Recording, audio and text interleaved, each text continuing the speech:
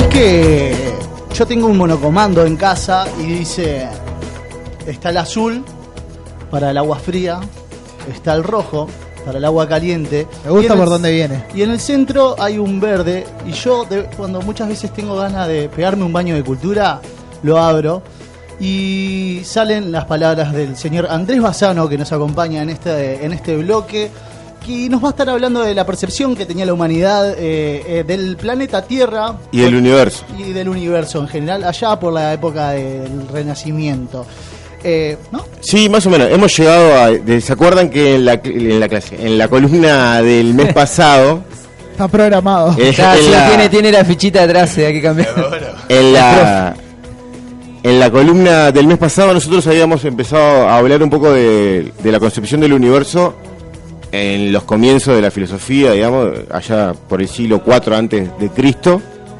¿Se acuerdan de eso, no? Porque sí, ha por pasado supuesto. un tiempo. Estos son clases. Eso, yo acá lo veo a Lale tomando apuntes, tal cual un adolescente, deseoso Soy yo de aprender. No, yo lo conozco. Y bueno, habíamos hablado un poco de eso y que llegada la Edad Media, la idea del universo era aquella que se expresaba en el almagesto, que era como lo que resumía todas las ideas del universo de esa época, que era sencilla, era la Tierra, una esfera en el centro de un universo que tiene por frontera un domo celestial donde se encuentran las estrellas fijas. Esa era la idea. Están ahí quietas, estaba todo quieto. Todo quieto. Todo ahí, todo armadito. Todo quieto, armadito, para todo. Siempre, siempre. Es muy perceptivo la idea del domo con lo que es hoy por hoy, lo que conocemos como la estratosfera, ¿no? Puede ser, claro, esa idea de que algo cubre. Exactamente. Sí, es como... De que por algo... ese lado si la mirás cerca. Si la mirás sin haber salido del planeta, es bastante claro que hay algo redondo para arriba. Claro, es bastante... La visión... Sí, la Era como visión que es pensaba, A simple lado, ¿no? vista ves algo, Sí, que te está cubriendo, digamos. Sí. Esa idea quedó y estuvo ahí muchos años, ¿no? Muchos siglos, hasta que llegamos al siglo XV, ¿no? 1400 y algo, siglo XV, y ahí esa idea se empezó a desmoronar, digamos, ¿no? Se empezaron podríamos decir que se empezaron a mover las estrellas de ese domo de a poco, ¿no? Y el primero que planteó algo distinto a esa idea, que era un dogma que era asumido por todos y era una ley. Sí. Esto que dijimos hace un rato era una ley que todo el mundo creía, absolutamente. El primero que empezó a cuestionar esta idea, imagínense la potencia que tiene que tener cuestionar algo que... Sí, el cambio en esa época, un cambio o una mirada distinta, plantearla... Claro, pero no era una mirada distinta de que no, claro, sí. De que el vestido lo veo azul o lo veo No, verde. algo mucho más... Era difícil ver distinto el universo. ¿Cuál? Y en contra de todos. Que ese fue Copérnico, ¿no? el Nico. Copérnico, que le decían Copérnico. le decían en la casa En el Copérnico. barrio. En el barrio le decían Copérnico. Copérnico. Que se enojaba, ¿no? Se re quemaba, No, se re quemaba. Sí. Salía puteando, ¿viste? Sí, muy mal lo se ponía. Sí. Muy mal lo se ponía. Y al padre tampoco le gustaba, porque al padre también le decían. Claro. Pero eso es una historia Para otro capítulo. archiconocida, Sí. además. Este muchacho Copérnico, vamos a decirlo bien. Sí. Nico Copérnico. Nico Copérnico lo habían contratado para el reclame de los ticoticos. Este hombre era un sacerdote y empezó a pensar en contra de las ideas establecidas. Nació en el 1473, ¿no? Una idea que estaba avalada por la iglesia ya en aquel entonces. Estaba avalada por la iglesia y era una idea de un universo construido. Geocentrista, digamos. Sí, pero además geocentrista, ¿no? La Geocentrista y a su vez creación de Dios a su imagen y semejanza. Puesto en el centro de todo. El centro de todo. Y así es. O sea, y así es. Hasta que se empezó a pensar en esto.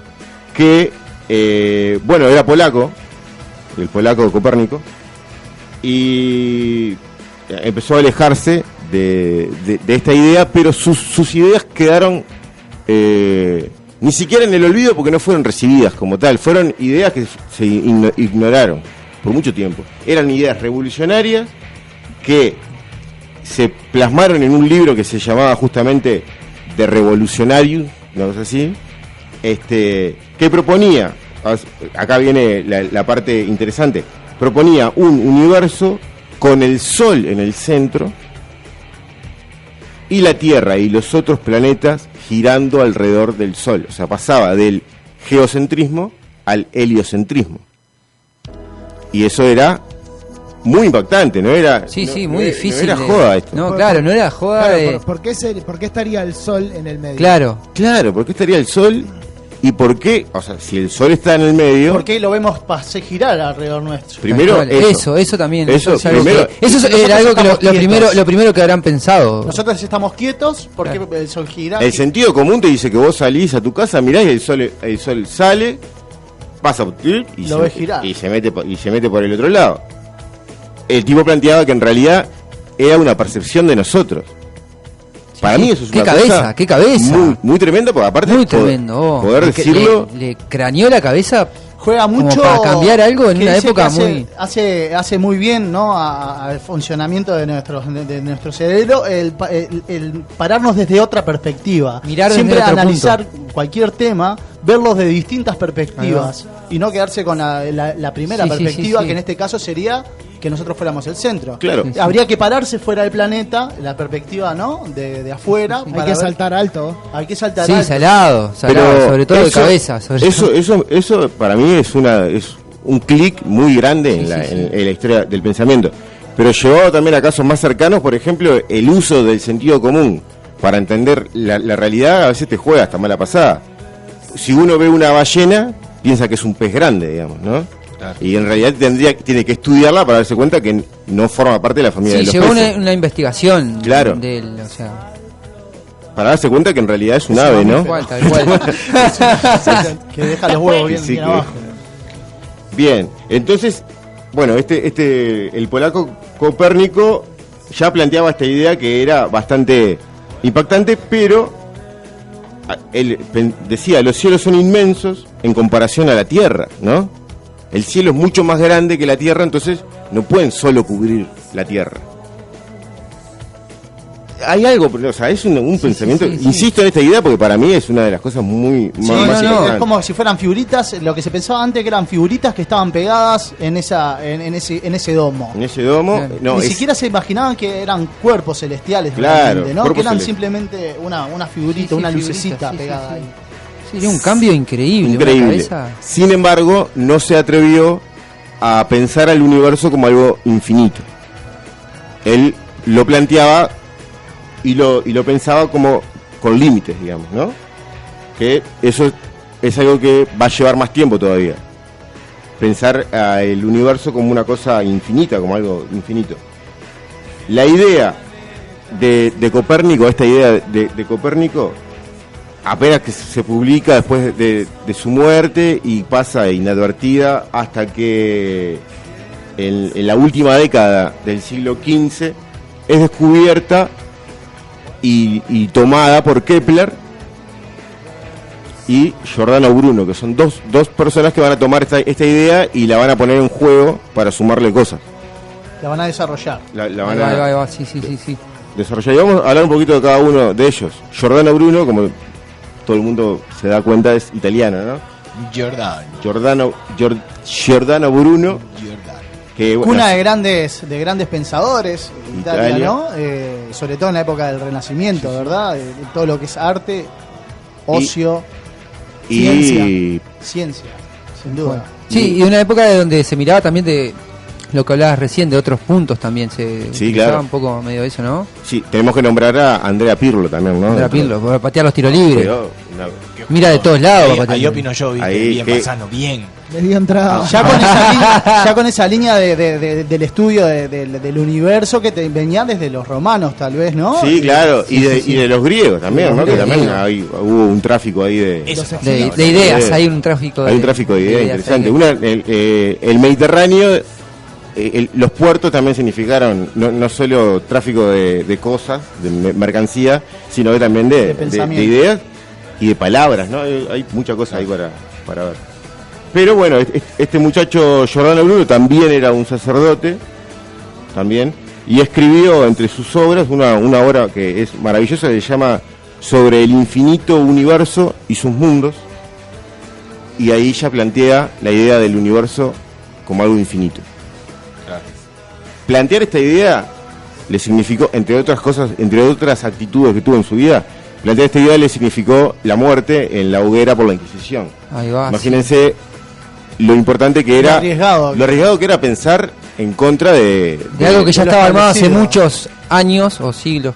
Vale destacar también que los sacerdotes, que, como mencionabas antes, no fue casualidad que Copérnico lo fuera, un gran pensador, y Bruno, que eran de las personas ilustradas en esa época, no eran muchas, la nobleza, los sacerdotes, no todo el mundo sabía leer y interpretar de repente, por ejemplo, el libro de Copérnico, ¿no? Claro, y también de tener el tiempo para dedicarlo a seguir la semillita que Copérnico dejó, ¿no? Porque fue como una semillita que plantó y vinieron estos y... Me gusta mucho la imagen de la semilla creciendo. Me pareció esa observación, esa igualdad, me parece. Bien, esta idea ya lo que hace es dejar de discutir si la Tierra es o no el centro, porque si el universo es infinito, una cosa infinita no tiene centro. Lo que es infinito no puede tener nada puede ser el centro del infinito. Entonces, digamos que supera no es una palabra acertada cuando se habla de ideas, pero amplía el pensamiento de Copérnico en ese sentido. Y digamos, muchísimo más, ya está hablando obviamente del infinito. Está hablando del infinito. Que ya algo es un pensamiento que es difícil, es abstracto, es difícil de imaginar, ¿no? El infinito no tiene límite. Hasta nosotros. Claro, nosotros estamos igualmente en el infinito que cualquier otro cuerpo celeste, porque en realidad hay una relatividad. La idea de relatividad ya se plantea ahí. No. ¿Por qué más es esto que vas a ver? Me parece... No, ahora entiendo por qué quedan todos como con la baba cuando viene Bassano. Y estoy quedando con la baba y me parece que es como una charla, como que estamos en una placita hablando... Aprendiendo salado. Es que estamos en una placita. Tal cual. Estamos en una placita. Esto se complementa, como les decía, lo de Giordano Bruno, en el 1610, 10 años después que muere Giordano Bruno. Miren lo que son las coincidencias que hay en esto con los años. 10 años después que muere Giordano Bruno, se descubre, digamos, empíricamente, o sea, a través de la experiencia, usando el primer telescopio, las lunas de Júpiter. O sea, se dan cuenta que Júpiter es un planeta que tiene satélites, digamos, que tiene lunas, y que por ende giran alrededor de él. Digamos que se entiende que ese sistema puede ser asimilable, digamos, a la Tierra, y que la Tierra gire alrededor del Sol es una idea que ya se está empezando a no solo a pensar, sino que se puede comprobar. Claro. Te juro que no lo estoy haciendo. Te juro que. No, la pasa que la otra vez jugué de 9, Ale. Y estoy en el área y me estoy como tirando cabezazos. Pero él también me está haciendo unos cabezazos que no. Igual yo les quiero decir a los dos que vos no estás dando clase y vos no sos un alumno, no levantes las manos. Claro, no levantes la mano. ¿No entendés que el señor es profesor y que cuando él mira una mano levantada le dan ganas de dejarte hablar? Como buen maestro. ¿Qué está pasando? No sé por qué levanta la mano. Levanta la mano porque quiere hablar. En realidad la pedí del baño, Bruno y ¿qué otro? Y Kepler. Fueron contemporáneos ellos. Sí, compartieron un poco el tiempo, pero después que muere Bruno, porque Bruno en realidad plantea la idea del infinito teóricamente, ¿no? Él llega pensándolo. Él dice, bueno, ¿qué pasa si yo tiro una flecha hasta determinado lugar, me paro donde llega la flecha, lo tiro otra vez, me paro donde llega la flecha, lo tiro otra vez, y así al infinito, siempre que yo me pueda parar en un borde, en un límite, voy a poder tirar la flecha para otro lado. Sí, claro. Siempre que haya un límite, yo voy a poder tirarla para otro lado. Es mucho más difícil que después con el invento del telescopio, ¿no? Claro, porque llega racionalmente. Es como estos físicos teóricos que hay hoy en día, ¿no? Claro, es que igual la idea del universo solamente se puede llegar teóricamente, digamos, nadie lo puede comprobar empíricamente al infinito, con el digo. telescopio Hubble se han descubierto... Que es más grande, pero no que es infinito. Claro, igual vos tenés un rango que es lo que ha alcanzado a moverse la luz desde la creación del universo. Claro. O sea, más allá del horizonte visible no podés ver. Claro, hay espacios oscuros que... Todavía no llegó la luz, ¿entendés? Pero sin embargo están ahí. Pero nosotros no lo vemos desde la posición en la Qué que estamos. increíble, vos. Pegado el otro que está allá. Ahora cuando le llegue la luz lo que van a tener que pagar, ¿no? Porque Todo ese tiempo sin enganchado. Imagínate lo que han sido siglos. Y entonces, para terminar esta idea de estos hombres que han empujado, digamos, el carro del conocimiento, sobre el universo y la Tierra y el universo, quiero decir que ninguno de los dos, digamos, ni Kepler ni Galileo, compartían la idea del infinito de Giordano Bruno. Ellos no aceptaban que el universo sea infinito. Si bien ellos sacaron a la Tierra del centro y pusieron al Sol en el centro, ninguno dijo que el universo era infinito. El único que se la jugó y que lo pagó lo partieron al medio. Y que lo pagó en una hoguera fue Giordano Bruno. ¿Ese partido no lo juega Galileo Galilei también? ¿O? Claro, sí, Galileo es Galileo Galilei. Ahí va. Claro. Es el que... Gran jugador. Sí, pero digamos que él tampoco Galileo tampoco, si bien afirma que la Tierra se mueve, no que por ende gira alrededor del Sol, no que el universo sea infinito. Ninguno de ellos. Ninguno como Bruno. Ninguno se la jugó. El único que se Bruno la fue tiró a la 40. piscina y no había agua. O hay agua, pero lo partieron. Alguno de solamente hay Bruno agua, pero murió no salís. producto de las blasfemias de repente. No, probablemente hayan habido más, pero Bruno es como lo que pasa es que también él tenía un temperamento bastante... Era italiano, ¿no? Sí. Y tuvo mil ¿no? y se iba a pelear con el Papa, le decía al Papa que era un hereje, no sé, se la buscó, digamos. Entre nosotros se la buscó. Se la buscó. Le dieron chance para que dijera que estaba arrepentido, que era solamente decir que estoy arrepentido, y ya estaba, y el loco decía que no. Claro, terco dijo no. Murió como una estrella del rock igual, ¿no? Sí, murió. A los 27. Está dentro del club, ¿no? Está dentro del club de los 27. Se lo reconoce por eso, ¿no? Por las ideas y por haber peleado por ellas, no solamente. Sí. Porque si se hubiera retractado, capaz que. Capaz que estaba vivo todavía, ¿no? Sí. Y ante esta idea, justo no, porque hablábamos de lo difícil que es pensar en el universo, que es concebirlo, en el universo, en lo infinito.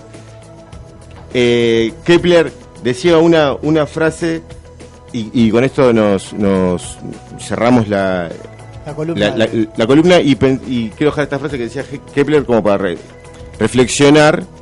Una cosa antes, perdón. Todas estas ideas, para cerrar bien conceptualmente, todas estas ideas fueron retomadas el mismo año que muere Kepler, nace el mismo año Newton. Ya con la ley de la gravedad, Newton, ¿no? Más adelante. Pero que explica un montón de cosas. Más adelante, cuando crece, ¿no? Sí. No, salió la panza y salió. ¿Por qué caí? ¿Por qué caí al piso? ¿Por qué caí? Pero la coincidencia que muere uno y nace el otro, como siguiendo esta línea, pero esta columna va a llegar hasta acá, hasta el nacimiento de Newton, porque en realidad después Newton acomoda las cosas. Todo con cálculos, todo con fórmulas. Hasta donde la conocemos hoy, más o menos está todo acomodado por él, así que no le vamos a dedicar mucho más. No, a discutir nada tampoco, no. No le vamos a discutir nada a Newton. Pero pensando sobre el infinito, y con esto me retiro, Kepler decía algo así como que pasearse por el infinito no puede hacerle bien a nadie.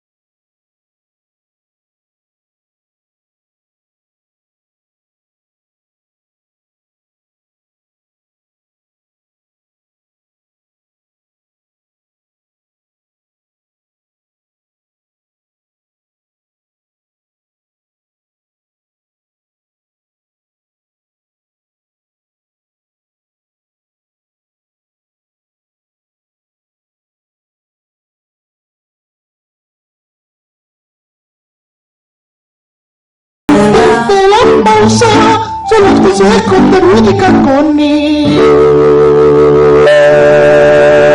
Durante las noches, recuerda, becerros, siempre atacar a la solterona que sea más de 40 años. Ese huesito